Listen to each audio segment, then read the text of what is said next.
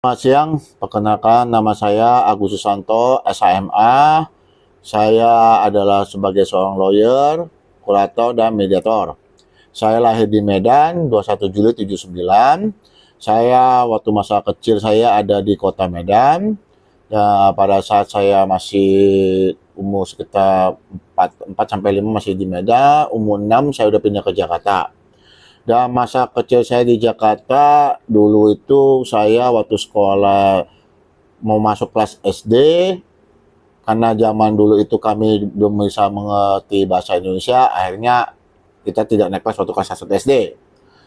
Nah, setelah itu pindahlah di sekolah oleh orang tua kami. Nah, kami mulai belajar bahasa Indonesia. Akhirnya sekarang ini bahasa Indonesia lancar, bahasa Mandarinnya yang lupa. Nah, setelah itu saya SD-nya ada di Dharmasuci, di Pritmas sampai SMP. Nah, SMA-nya saya di Pelita 2. Nah, di Pelita 2 saya lulus tahun 98 dan saya kuliah di Universitas Tarumanegara tahun 98 di Fakultas Hukum. Dan saya menyelesaikan kuliah itu kurang lebih hampir 4 tahun dengan beasiswa 3 kali berturut-turut. Satu, saya melanjutkan di UKI ini tahun 2021 S2-nya. Dan di sepanjang jalan itu saya melakukan banyak pendidikan non formal seperti hukum pertambangan, hukum industrial, remediator, dan lain-lain. Terus saya pertama kali saya lulus kuliah di tahun 2002, saya magang di kantor Pak Edi Sadili. Nah, di kantor magang Pak Edi Sadili itu saya masih ingat, saya tuh sehari dibayar cuma 10.000. Tapi saya menjalani hidup saya. Setelah itu saya pindah di HRD di Curug Kulon, salah satu perusahaan kayu. Sana saya digaji 900.000 per bulan. Dan masa itu ada kenangan bagi saya adalah saya pertama kali saya bisa namanya kredit motor. Tapi pada saat saya kredit motor lunas, besoknya hilang, diambil maling. Nah, itu sangat-sangat berkesan bagi saya, itu sejarah saya itu.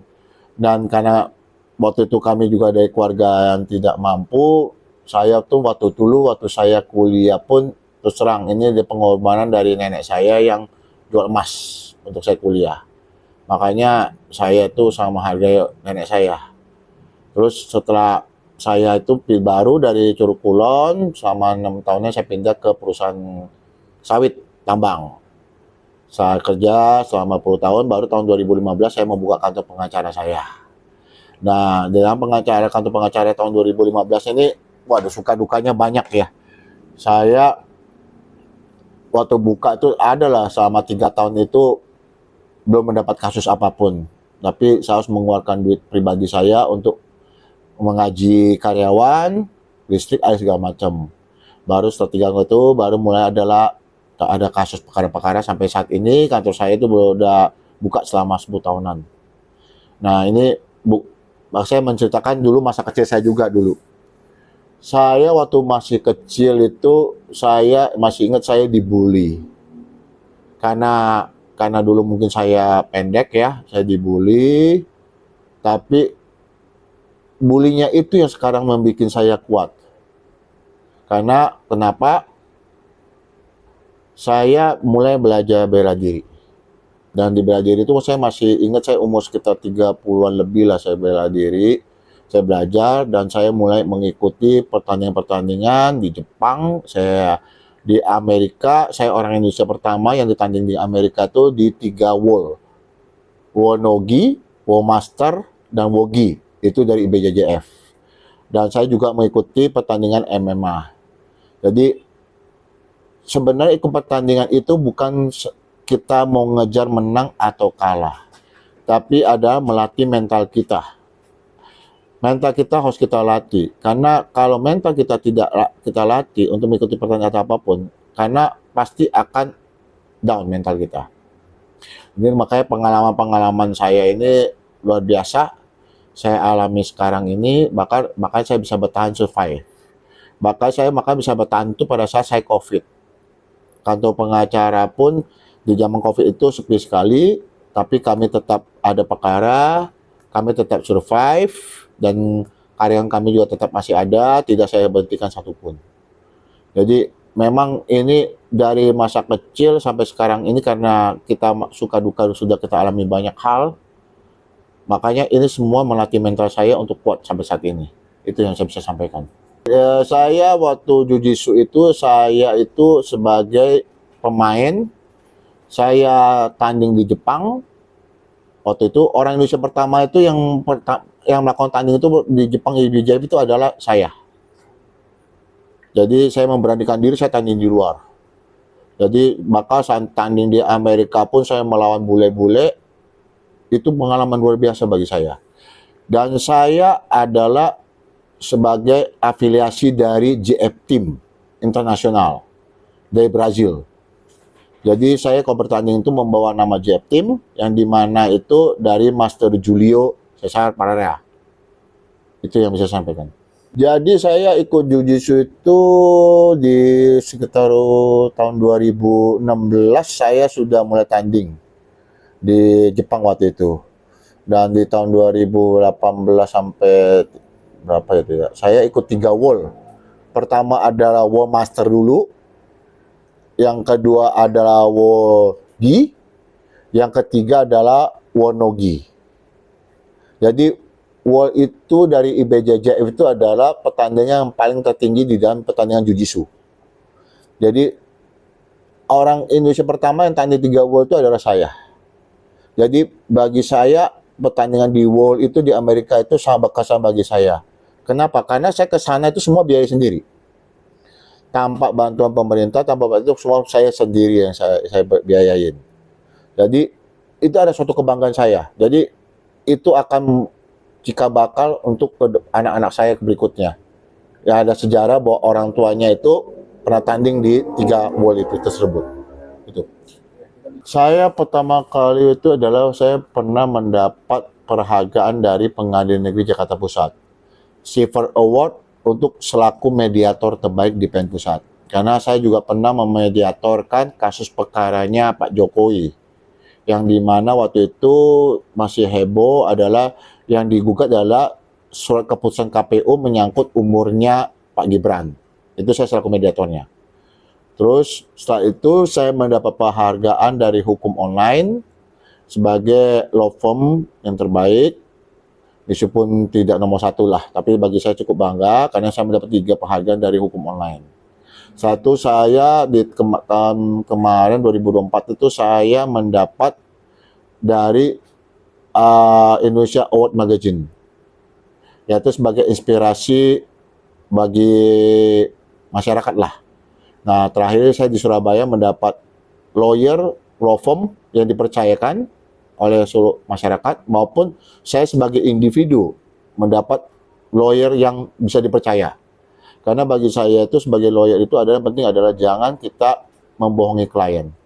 Kita ngomong apa adanya, perkara ini bisa kita jalankan, kalau memang tidak bisa kita bilang tidak bisa. Di sini adalah kita bukan mencari uangnya. Memang semua orang butuh duit, tapi saya bukan mencari uangnya yang besar. Saya mencari ada kejujuran dalam melakukan suatu tugas. Kalau kita melakukan tugas dengan baik, dengan jujur, kalian juga akan senang. Daripada kita mengangkat tinggi-tinggi, nah, pada akhirnya jelek, hasilnya kan kalian kita akan kecewa. Karena saya selalu ingat pepatah dari almarhum orang tua saya, bapak saya. Dia selalu mengatakan begini, kalau itu memang barang kamu, akan datang dengan sendirinya. Kalau itu bukan barang kamu paksakan apapun caranya tidak akan bisa sampai di tempat kamu. Itu saya ingat selalu. Saya mempunyai 3 bersaudara dan saya yang paling kecil. Jadi waktu masih kecil itu boleh dibilang saya sama bapak saya mungkin nggak terlalu hubungan baik waktu itu. Tapi mungkin saya berterima kasih. Meskipun saya dikatakan saya tidak dimanja segala macam, itu yang membuat saya bertahan sampai saat ini. Karena didikan bapak saya waktu itu saya sangat keras sekali. Nilai jelek, pasti saya digampar. Hasil apapun, pasti saya digampar. Makanya dari itu saya mendidik tempat diri saya itu adalah saya harus berjuang demi diri saya sendiri. Gitu. Saya tidak bisa mengharapkan orang lain kalau saya sendiri tidak berjuang. Gitu. Dan ibu saya yang selalu bersama saya dalam suka dan duka. Yang bagaimana kita semua usaha pernah mengalami keterpurukan, tapi ibu saya selalu ada di situ. Makanya bagi saya, dua orang tua itu, almarhum maupun ibu saya itu sangat berjasa. Sama yang ketiga adalah nenek saya. Karena nenek saya itu adalah yang membiayai kuliah saya pertama kali saya di Untar. Itu saya sampai ingat sampai sekarang. Jadi saya tidak boleh melupakan jasa mereka, terlepas apakah itu baik atau tidak kepada saya harus menghargai mereka itu. Jadi pesan saya adalah untuk generasi muda adalah tidak perlu menjadi diri seperti saya, jadilah diri sendiri. Yang penting adalah jangan cepat putus asa, jangan pantang ini cepat menyerah. Jadi semuanya harus usaha dengan sendiri. Orang tua, meskipun teman-teman membantu, itu hanya sekitar 10% aja. Sisanya ada diri kita sendiri. Karena kalau kita selalu mengharapkan bantuan orang lain, orang tua, kita akan selama menjadi orang yang manja. Kita tidak bisa berpikir kita mau gimana nih. Dan kita juga jangan takut-takut mencoba sesuatu. Sesuatu gagal, coba lagi, bangkit lagi. Itu yang harus kalian pegang untuk anak-anak muda. Jadi jangan dikit-dikit cengeng lah, mau minta gaji gede lah, nggak bisa. Kalau kita semuanya mau kerja mau minta gaji gede, pada saat kesananya, misalnya tiba-tiba nggak keterpurukan, akan bingung sendiri. Kalau tidak memulai dari hal yang terkecil, yang bagi saya itu seperti saya waktu magang tuh sehari 10.000, bisa bayangkan. Sebulan cuma 200.000. Tapi adalah enjoy dan nikmati hidupnya itu. Kalau kita hanya mengajar suatu pekerjaan dengan gaji gede, ini agak repot. Karena ingat, usia masih muda masih oke. Tapi usia udah tua, perusahaan belum tentu akan memakai kita. Kalau kita tidak bisa mempunyai kemampuan untuk survive sendiri. Itu sih pesan saya.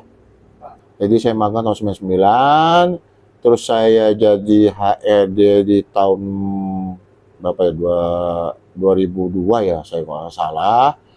Terus saya di perusahaan sawit itu tahun 2012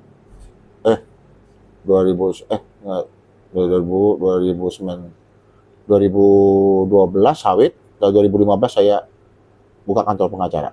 Saya dilahirkan dari keluarga yang tidak mampu. Jadi kita ini hidup adalah sebab pas-pasan. Jadi saya pernah merasakan pun makan nasi pakai kecap asin, atau hanya pakai kuah, atau hanya bubur doang.